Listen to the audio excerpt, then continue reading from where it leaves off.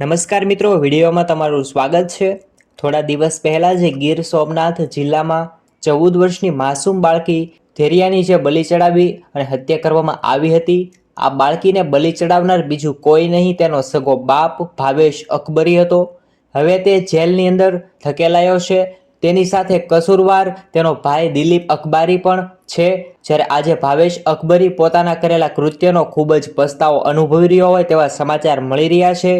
Media report અહેવાલ મુજબ ભાવેશ અકબરીએ જેલમાં જણાવ્યું છે કે મારી દીકરી ધૈર્યા નાની હતી ત્યારે તે કહેતી હતી, પપ્પા હું મોટી થઈ અને ડૉક્ટર બનીશ અને તમારું નામ ખૂબ જ રોશન કરીશ અને તેની મમ્મીને દવા લેવા માટે બીજે ક્યાંય બહાર નહીં જવું પડે। ત્યારે પિતાએ વધુમાં કહ્યું, તેવી વાતો મને તે કહેતી હતી। પિતાએ વધુમાં કહ્યું, તેના શબ્દો મને વધુ આજે કાનોમાં ગુંજી રહ્યા છે। આજે મને મારી દીકરીની ખૂબ જ યાદ આવી રહી છે।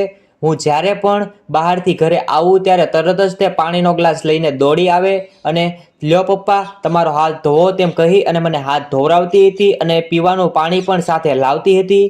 ત્યારે બલિ ચડાવ્યા બાદ હવે બાપને ખૂબ જ અફસોસ થઈ રહ્યો હોય તેવું લાગી રહ્યું છે। તો બસ મિત્રો, આજના સમાચાર અહીં આપણે સમાપ્ત કરીએ છીએ। ધન્યવાદ।